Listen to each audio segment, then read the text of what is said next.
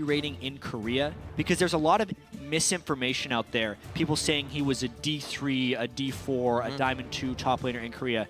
I did some digging, and at the end of Season 4, he was at 111 LP in Masters. His peak was around 140 LP in Masters. So while it wasn't the top of Challenger, he was a Master-level solo queue top laner in Korea. And he is also relatively new to the pro scene, so theoretically he is improving because he works so hard with his brother Helios. Right, we actually saw that yesterday in the video about how those two work together, and that he looks up to Helios a lot, being his older brother and being a veteran for that much longer in the pro scene. And to pick some bans for this game, Cloud9 and Winterfox. Targeted ban for support, the Hecarim as well, and Rek'Sai for Cloud9. So definitely targeted bans there they do not want to see coming out of Winterfox's composition. It's interesting. Rek'Sai Hecarim is exactly what they used yesterday in their defeat. It was really bad at keeping up with the overall lane swap after it ended. They could do pretty much nothing but double jungle, but they decided to ban it nonetheless. Cloud9 continuing to prioritize that Maokai pick. And there's no Zed ban anywhere, so I'm expecting High to play that or Kassadin later on in the draft. Over and over. They have a nice comp. They can dive in with each other already and start fighting with the Maokai first pickup. Kalista could be in the cards for Altec. It would be his second play on that. We haven't seen it since week 3. We'll see if Helios can turn up the heat in the jungle here with his pick of his own. He has definitely been a proponent of how Winterfox gets going in the early game, but yeah, when Helios gets going big, typically Winterfox does well. I do not like the Kalista pick right here this early. There's already a Maokai on the other side, point-and-click CC.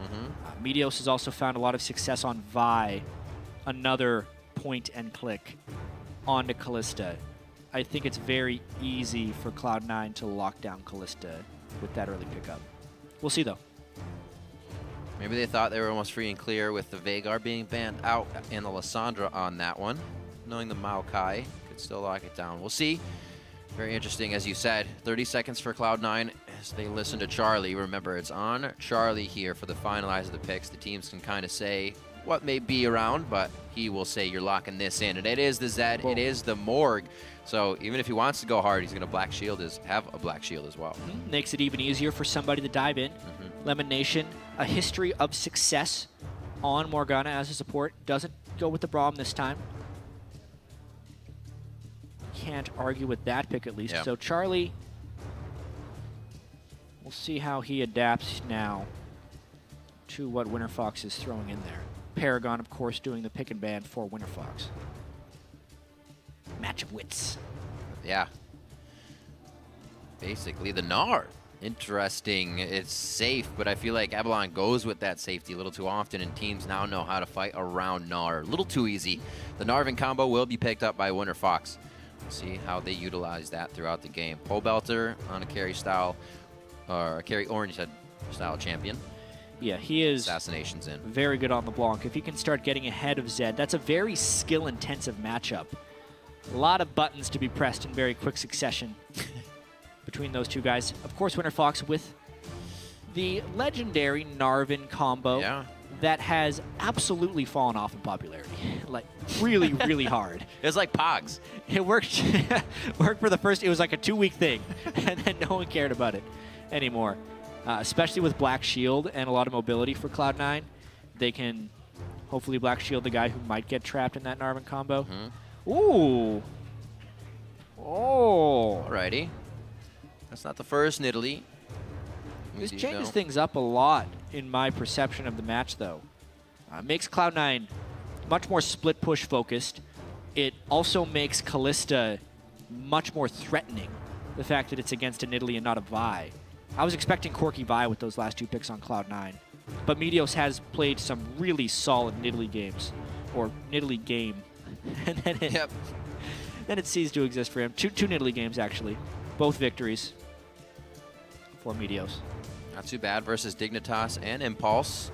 Week 4 to week 5. So it looks like they'll be rounding out that composition. I'm still kind of 4 games in a row for high on Zed. And teams realized it. I mean, maybe we were just saying it and it wasn't right. But he was the focus of where teams were getting their wins in the early part of the season, this spring split. And now teams are allowing them to have this highest priority pick over and over again for successful wins. It's going to be difficult. It's definitely a test for Pole Belter, though, if anybody to challenge that. I mean, it'd be the guy who is Zed, right? A lot of roaming potential in this game as well. Thresh and Jarvan teaming up as a roaming duo, if we do see a lane swap situation, can really focus down one person. It's just a matter of who that person becomes and whether or not it's successful. These teams, 7-4 on Cloud9, 5-6 on WinterFox. So actually not that far apart from each other in the standings. Like if WinterFox wins this, they'd be only one game back of Cloud9. It's not a David and Goliath matchup, so to speak. It's just it is Cloud9 and they have that reputation. Yep, it's going to be a tough match. We've seen Cloud9's mid-game to late game, the ability to take fights and see the fights that they want have been much, much greater than the early part of the split, and are really helping. What we see now is these split push compositions that they're coming out with. They're able to figure out how to get around and spread their opponents thin, making the game that much easier. The shakes between the coaches, and we're about to get into the game. Yeah, it'll be interesting team compositions right there. Cloud9, interestingly enough, their only loss in their last 7 games was to WinterFox, and it was with questionable engage choices. Looking forward to the rematch. We'll see what happens. None of those top-tier picks, right? As the players head onto the Rift, it's your chance to rock the vote. Send a hashtag C9win or hashtag WFXWin to @Alawil Esports, and we'll be tracking how you at home think the game will play out. The crowd is very ready for this game. We're excited. Thumbs up from the casters. And we're about to get into this one. Cloud9 versus WinterFox. We're on the Rift. All right. So, will we see the lane swap, and what type of guesswork will it involve? More Corki into Kalista Thresh. Honestly, that matchup can go either way. It would heavily depend on the bindings and the death sentences. A lot of lanes are decided by supports, unless it's something really obvious like Caitlyn versus Vayne that could be decided by 80 carries in 2v2s. No cigar. Nice little defensive ward. Interesting, Cloud9 is going in without any backdoor wards, so only because they think they know exactly where WinterFox is can they brute force in here. But they're completely spotted by all of this. If WinterFox really wanted to, I could see them going for some type of flash flay engage. But it's quite lethal against potential Corki landing a Frostbomb on the whole team. Right. They decided to just kind of let Cloud9 ward and then be on their merry way. They had the exhaust advantage, but they're also versus 2 ignites in that level 1. So definitely something to think about on both sides. I think backing off for both teams was the smarter decision, leaving nothing to chance here for the early game. And Cloud9 did get their wards, or at least their ward. They didn't get as deep as they wanted to on that, so they will not know that the top lane is now inhabited by the duo lane. Yeah, so I'd say relatively unsuccessful warding. Level 1 for Cloud9. They like to get the lane swap usually to keep Sneaky safe on that Corki, so it kind of works out for them in general. Maybe they have wanted it this time with the bindings and the shields to stop the Kalista, but we'll see how it plays out. If they lane swap back fast, then we'll know. Yep, Meteos also starting on a lone side of the jungle, so he'd be very vulnerable to an invade. This is going to work out very well for Cloud9 because they're taking so many camps at level 1. They actually did Krugs with the bottom lane, Raptors with the Maokai, right, and Meteos is soloing his own side of the jungle. That is as quick as you can hit level 2 on multiple champions. And then now is the invade by Imagine, but it's actually just a mid lane roam. They're going to be hoping to stop High. High not playing aggressive early, though. 3-man roam to the mid lane. They definitely want to get something out of this. They're seeking. Imagine. He's still level 1, so he only has the flay. That's the flag and drag flash from Helios at level 2 to come in. And they did catch him at the back side of that one, so a pretty greedy level 1 there by Cloud9, having Meteos on the weak side of his jungle where none of his allies could back him up, trying to solo clear a little bit. They end up losing the experience and the gold from the big wolf. Outside of that, though, they still get the efficiency from the Maokai and the Corki Morg lane. I like High's adjustment here to his playstyle, hovering the bottom side of mid as well, with the team Just on his backside in the pocket there for safety. They're going to grab Scuttle because they know the entirety of WinterFox right now is hovering the top side of the map. Very nicely done to go back and mirror this. Or not even mirror that, because that blue was Meteos. So they're now going to be grabbing this one. Yeah. Every one of these lane swaps early games play out a little bit differently in the way that this is evolving. I mean, this one is showing Cloud9 trying to cover 3 quadrants of the jungle. You know, they burn 2 flashes, but they can safely invade because they have the Corki down in that bottom lane. Another thing that was unique about this level 1 is down bottom lane, because Sneaky and Lemonation took the Krugs, they couldn't set up the freeze on the minion wave. But that doesn't actually matter because WinterFox isn't stationing anyone down there to get experience from the minion wave. So Sneaky's farming free, and that experience is actually not being collected by anyone, so the freeze is irrelevant. We see that ping in the bottom lane for the ward that Meteos just placed. Doesn't look like they want to enter it too soon. WinterFox uses that advantage to ward on the top side. 3-man crab. Cloud9 uses that advantage to 2-man dragon. I'll take the dragon. I'll take the dragon. In this situation. It's going to take a little bit longer, but yeah. Going to be able to stay in party. This is very nice by Cloud9. We saw early dragon yesterday as well. And they're going to make it out nicely. Still losing a bit of their jungle. See if they go ahead to push bottom side. It looks like Meteos and Balls are still just going to hang out and go for Krugs. Same thing for Avalon, Helios, the Wolves. Interesting early game. We'll see who this benefits more. Try to make every game experience a little bit unique. Yeah. Slightly different double jungling strategies. Avalon and Helios becoming closer and closer as brothers, since seemingly every game they're just doing the same job for the first 5 minutes. Just like being home. Doing things as brothers. 3 long swords for high, all stacked up to the right. Yeah, this is strange. I feel like WinterFox is losing this early game pretty harshly. Mainly because they continued to freeze the wave. A lot of times you'd like freezing to force a double jungle strategy, but if anyone's just going to double jungle anyway, why not also get the turret damage? It's what Cloud9 ended up doing. I feel like they called that one, and in a sense it is guesswork. Since they opted not to freeze, Cloud9 would have been in the pickle if Avalon had stayed at the turret and gotten support assistance while a freeze was set up in the top lane by Altec.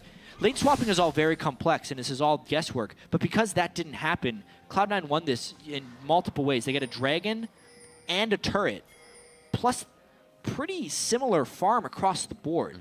Is just a huge win by Cloud9. If you look at the results. Kai was actually down a few CS, but as he approached back to lane, he's perfectly fine. Now, with time to roam around the map, he may have gone a little hard there, but he's 6 to level 3s around him. This is a field day. He's also able to take the shadow back nicely. No. They hardly have any levels from it being such a group effort in the early game from WinterFox.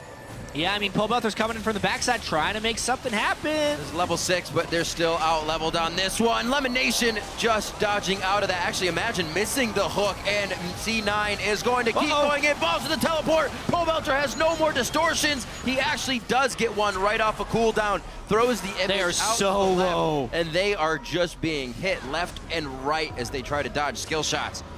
Wow. They might lose another turret here. Well, everybody's on the top side of the map. If Cloud9 didn't get more out of this, I'd be surprised. Oh, they are keeping them back from recalling too, and the minion wave is about to arrive. Pobelter is level 6. He should have his ultimate back up for some burst here. Teleport has to come in to save. This is no Gnar, though. It's still going to be another body. That's all they need. Avalon at least to be there. And Cloud9, they just took... We said it was pretty even across the board, but I think that just shifted things a little bit. This is so similar to the weaknesses that WinterFox was showing in the last game against Cloud9. Cloud9 really just doing, while every early game is unique, it's exploiting the same fundamental weakness of WinterFox, and it's their ability to react and adapt in these lane swap situations. Giving up every advantage early on in the match. Turret, dragon, and kills. Saw what Rome Pobelter had. He was the only level 6 for this fight. Straight in. Yeah, Helios in an ideal world waits for the death mark and then EQs away, but he allows High to follow him all the way in. And that just starts the snowball.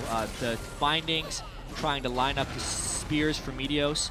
And honestly, a tremendous amount of patience by Cloud9 not to over-dive that one into the turret and just kind of take the kills as they came. All about that patience. And the guesswork is paying off. 70 to 30% on the vote from the fans.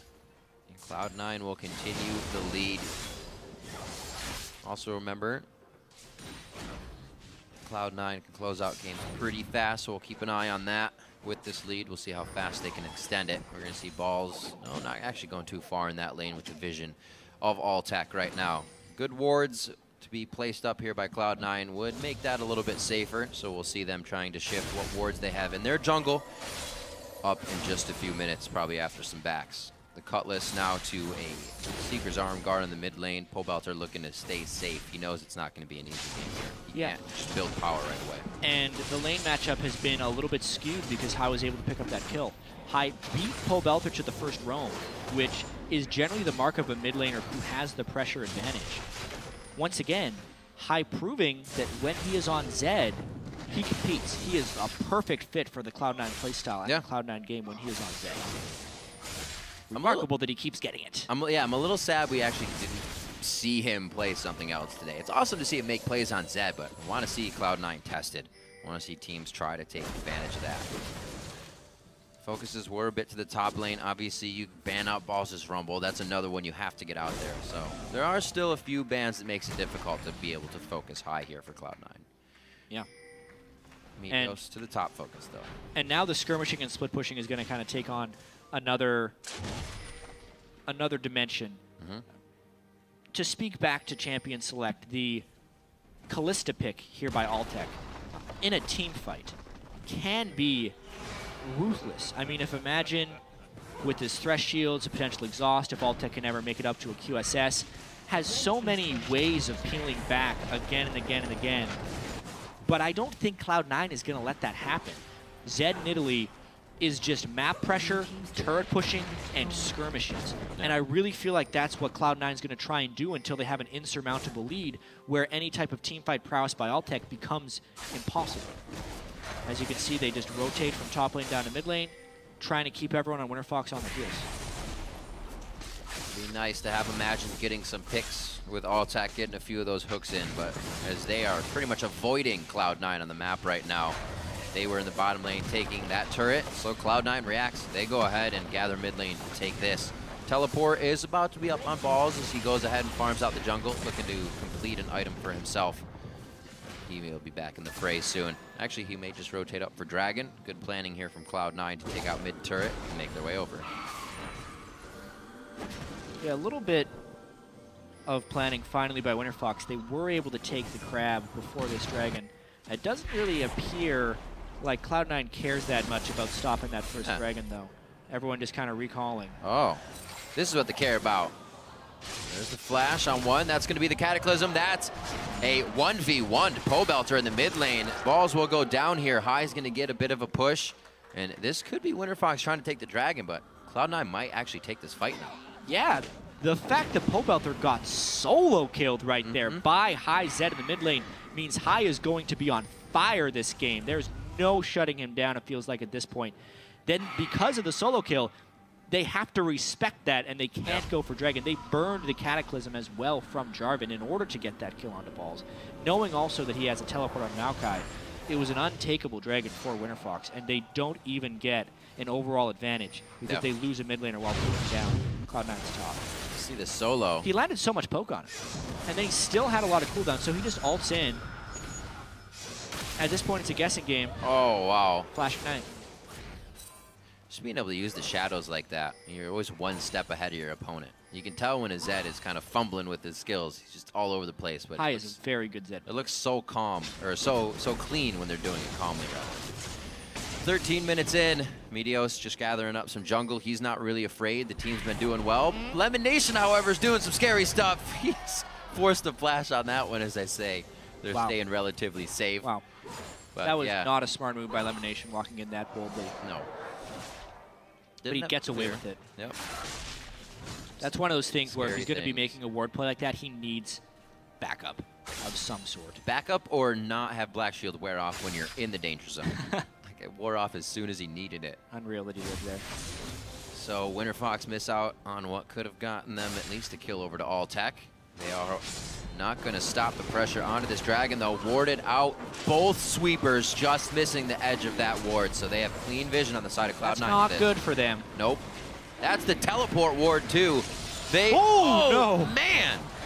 He is out of there. Helios cannot return to this fight. This could be another 1v1. Too many distortion hits. A few more attacks. That's the Ethereal Chain coming out, and High takes the ultimate shadow back, and that's going to be Cloud9's Dragon after a little bit of a back and forth.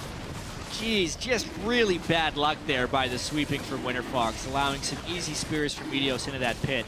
Even if they have been able to sweep it, though, Cloud9 was ready with that collapse to come down. You can really see that mid lane advantage High has snowballing towards the rest of the map. Every time WinterFox looks to make a play, High is coming in from basically behind them because he has so much pressure there in the mid lane. Yeah, his job's almost easier this time. The team's getting all the distraction from WinterFox, and his split push is actually down mid lane all game.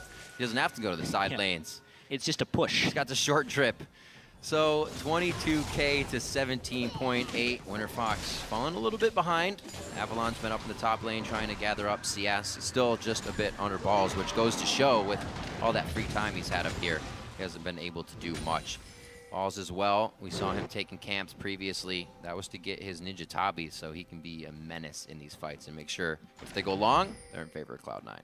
Definitely full tank because he's behind on Maokai as well. This is another example, though, of kind of why Cloud9 is so okay letting Gnar through. They were almost the pioneers of the devaluation of Gnar and the valuation of Maokai amongst North American teams. Yeah. It's because it's all skirmishes. You need to be able to have your spells up right then and there. And they're just simply not allowing the Rage Bar setup from Avalon. I would be very surprised if we saw a single good Gnar ult from Avalon this game just because of the way Cloud9 has learned to play around it. Yep. Also, you get that Black Shield on whoever even gets caught by it. Speaking of who could be caught, looking at Sneaky there. Triforce spike finish for him. That was actually quite a bit ago, at least a minute or so.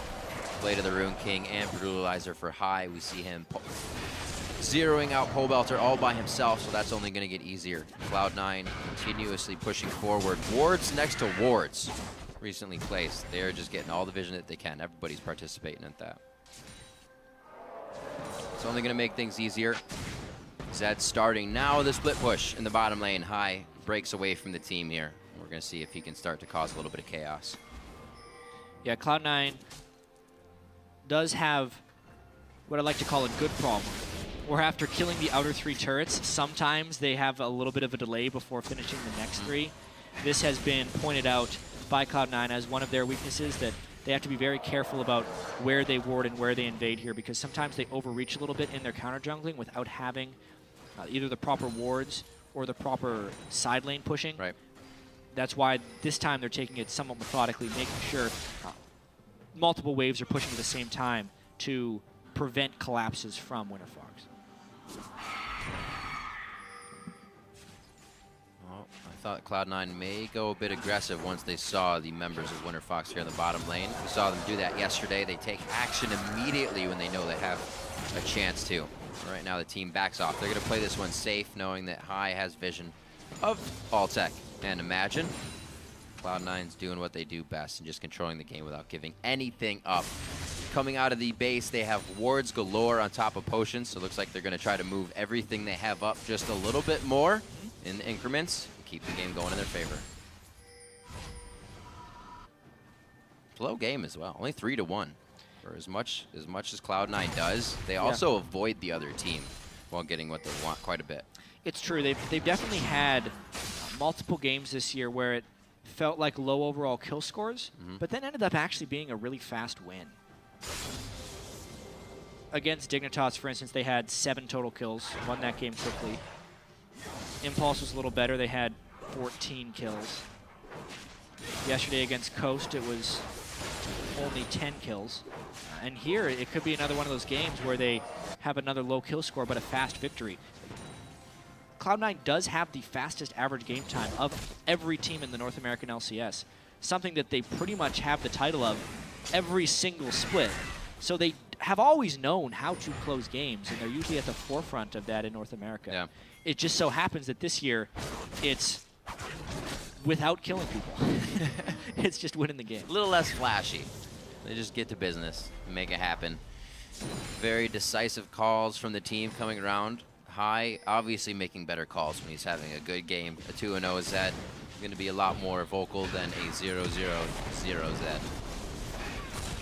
Pobelter, good clear, but you can't do much to stop the damage on the turret, and that's what Sneaky's getting right now. Oh, better watch out. He doesn't get a Fate's Call to the face here. They decide not to do it.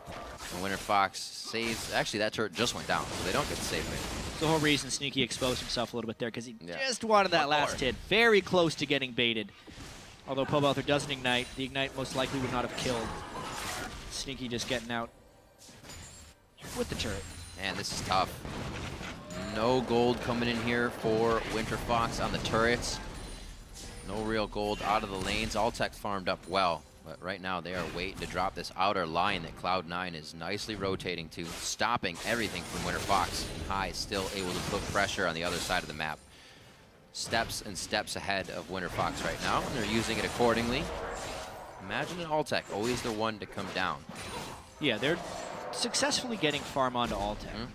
They know that in the end game team fights, if they can somehow get there with close gold, and they can shrink the game away from a split push skirmish game, Altec has a lot of potential to be very successful. That is the one thing Winterfox has going for them here. The fact that he is almost keeping up with High in CS, and also has the lone kill for Winterfox. We see Altec's build. He knows it's going to be a painful fight, so he goes Bloodthirster. We see a lot of the Kallista's Hurricane. He looks for that attack speed from the Zeal. I don't know if it's going to help him enough. There's a lot of damage to keep coming out of this Cloud9 team. Not many people can protect Altec right now either. It really feels like Meteos has just been farming for a while. 103 CS on that jungle Nidalee, nearly doubling Helios. He's been quietly on a mission. I mean, they've had so much map pressure, and Nidalee clears really fast with the Magus enchantment. He was just kind of farming up for that Rod of Ages. He's going to be effectively another solo laner. I mean, his gold right now is 7,200, which is the second highest on the team. He is an AP Nidalee in every aspect. He's not a supportive type dude here, and you're seeing the power right now. Yeah, he's 2,000 gold above Balls right now. Definitely has some cash money. I don't know if Winterfox wants to actually go back into their own jungle here. They may find a fight they don't want. A ward they also can't clear. If that's the case, then this is not the spot to be. Elimination gets hooked. Oh dear, they want it even more. Sneaky and Meteos from the outside with all the poke in the world. Almost taken down Imagine. They're going to be able to steal this. Starting to suffocate out Winterfox here. They're looking for a breath. I don't know if this is going to be the one they want. They back off once again and only are able to kind of put down a little bit of vision. Things are looking real tight right now. And Meteos is actually showing something that we so seldom get to see in pro play, but does happen more and more in solo queue, is the ability of a jungler to get carry items by farming. The team has had enough pressure that it has freed up Meteos to farm. Meteos has also been creating pressure. He's just playing amazingly on Nidalee. But with the jungle item, giving you that 30 bonus gold every time you kill a large jungle monster, even if your CS total is lower, your total gold can get really high really fast. If you're running top to bottom in the jungle, killing the crab as well, and then taking some of the opponent's jungler, you can become a monster. And that is what Meteos has become this game. Yeah, and while it was a good early game, it wasn't perfect. Like we said, Balls was a little bit behind, but due to that, he played safe, so Meteos could get this farm on. He could do what he wanted, and he didn't have to repair that lane for him up top. So really great team play all around to make this kind of result that Cloud9 has here, only 22 minutes in. And if I was Meteos right there, I would have yelled at High. Let the jungler kill the crab. He gets 30 bonus gold for it. I mean, High's already given up his blue buff to the Nidalee, so maybe he wants something in return. Don't be toxic, Jab. Share. The jungle is for the jungler. He gets more gold. If the laner got extra gold for lane minions, I'd almost never tax. Hey, we stopped taking your Raptors, all right? Yeah. We leave those up now. Yeah, this is a farming display by Cloud9 right now. Still some damage from Pobelter, but he never has enough for the full kill. Sneaky keeping himself on the front line without any lifesteal himself. Definitely has to be careful at how many times he does that. True. Wards up as Winterfox. They want to get something. Ooh, maybe a pinch on high here. But it also is going to be Meteos along with him. It could be a team fight. They better teleport in here, yep. Oh, Ball's right in the middle. He's going to be able to put on the ultimate immediately. And they are just going to take Winterfox out on this. You could almost see it as it started. Out goes Sneaky, down goes Imagine. Sneaky turns around to get another one. Willie triple kill. Avalon's going to be doing his damnedest to take down Sneaky, but he scoots just to the left. Avalon flashes over the wall, and it is going to be the triple kill as Sneaky puts on his dancing shoes for that one. Clean ace. 23 minutes in, Cloud9 finds the kills. It's because Winterfox tried to force a fight, but because of the massive farm discrepancy, and because they were not able to fight directly within the Mega Gnar window, they can't get anything done in that fight. 5-0, they lose the gold and the Baron. Bing, bang, boom, Baron as well. 24 minutes in, 8-1.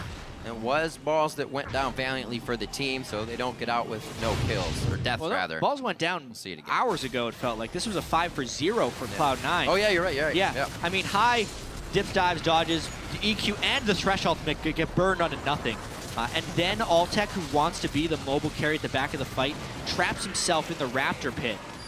And then it's a point-and-click stun. That was the fear picking Kalista into a Maokai. At that point, Avalon only able to Gnar ult Sneaky, who very soon afterwards gets revenge. And then buys an Essence Reaver. Because... yeah, because mana. So, interestingly... interest me. As Cloud9... this is another reason Cloud9 is so fitting for Zed in the mid lane. Sneaky loves to play mana-intensive AD carries. Oftentimes, when High plays Zed, they'll actually start giving the blue buff over to Corki, so Sneaky can just spam to his heart's content. But this time, because Meteos is playing Nidalee, he wants the blue buff. Sneaky's so used to having a bunch of mana, why not just build an Essence Reaver? We remember back, I believe it was either spring or summer play, Sneaky played AD carry Jace, all those mana-intensive champions. Oh, Avalon, no! So bound, so down.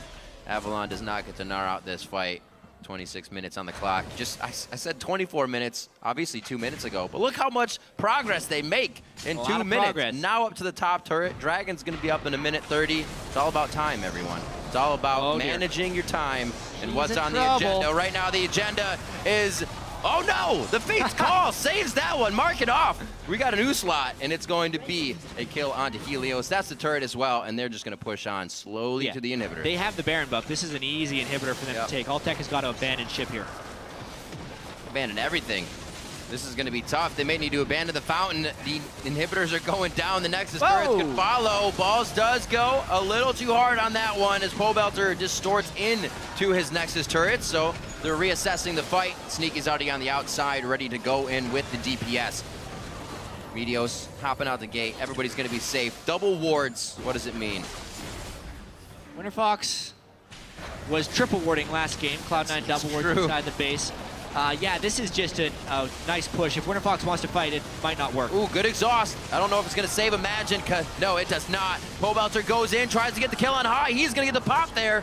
High does go down, but there's still too much DPS sitting on the board. Like we said, Meteos able to put out so much power this game from his farm fest. And the second inhibitor goes down consecutively. Cloud9 hasn't even left his side of the map. Why is Cloud9 backing? They could end the game right now. I feel like they could. They're just deciding to play it a little bit safe. They had the Baron buff up. There were only 2 alive members. Of course, Baron was about to expire, so may as well go back. Sneaky needs mana. Who's going to get it? Sneaky got it. It's because Meteos can go get his own. And he's built that Rod of Ages just in case he can't get it. Yeah, he's the big boy now. Even for High, a Maw of Mortius fixed up for him, so the magic damage of Pobelter probably won't zero him out as fast. We did see him get popped last fight. But that's what needed to happen for Winterfox a little earlier, those kills. 2 inhibitors were taken on that last endeavor for Cloud9, so it probably will be the Nexus turrets and the rest following up. 4 of 4 Dragons and 1 Baron. The next one's Aspect. I don't know if we'll even get there. A Rylai's. That's annoying. He's tank for Nidalee. That guy's a tank. And the sorcerer is 320 ability power, as well as 2,777 health on Nidalee. He has more health to Maokai, but obviously less armor. So yeah, not nearly the same level of tankiness. A couple things I want to touch on in the item builds as Cloud9 pushes towards what is pretty much an inevitable victory at this point. I want to discuss the Essence Reaver on Corki. I like that. A lot of people will say he's only building this item because they are really far ahead. Sure. Which might be true, but I want to talk about the merits.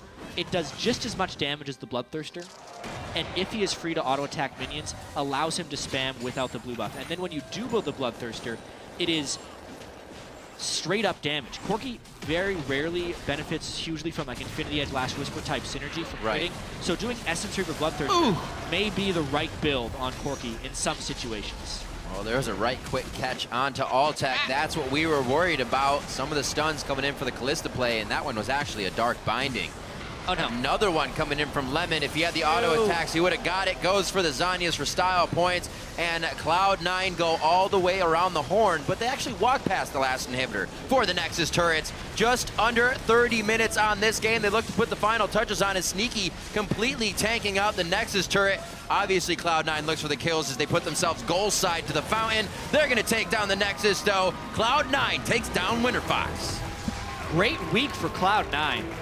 Quite honestly, they only suffered 5 deaths the whole week. Wow. Destroying Coast, taking down Winterfox in only 29 minutes and 40 seconds, shortening their average game time for the year and remaining the lowest average game time of North American LCS teams, as well as solidifying their place in the top 3 of the standings. Oh, the hugs all around, I guess. It's just that kind of game. Hard fought by Cloud9, and the form is creeping back. Cloud9 is definitely starting to look good. They moved themselves to 8-4 now on the split with the other top 2 teams of Counterlogic Gaming and Team Solo Mid. Absolutely. That is now 7 of their last 8. 7 wins in their last 8 matches for Cloud9. I mean, so much of this revolves around High's champion pool. Because at the moment, it's Zed. Next week, we're going to be moving to a new patch. The Kassadin nerfs will be in effect. He won't be playing Kassadin as a backup. If the Zed is banned, I wonder. I really wonder, because so much of what Cloud9 does revolves around him being on that manaless mid laner that can still dominate people, and it just allows everyone on Cloud9 to shine. Right. Earlier I was talking about how Meteos had an easy farm time because, you know, Balls played it safe after being down. But it was really, if we look back, people were focusing High in the mid lane, and that's where Meteos would have to go. He'd have to be in the back pocket of High. He wouldn't have 155 farm in the jungle in a game. Yeah. But now he is. Like you said, that Zed, I think, is a huge pickup that teams need to look at. Yeah. And to talk a little bit about Winterfox, this was a really tough week for them. They got destroyed in lane swap situations 2 games in a row. Obviously a tough schedule coming in and playing against CLG and then Cloud9, arguably the 2 best teams at demolishing people with map rotations. Right. Doesn't get much easier. They start next week with TSM. So they're really running the gauntlet here in the second half of the season before they get an easier schedule down the stretch. They're going to have to be able to have some strong mental toughness if they continue to fall here. That's 3 losses in a row.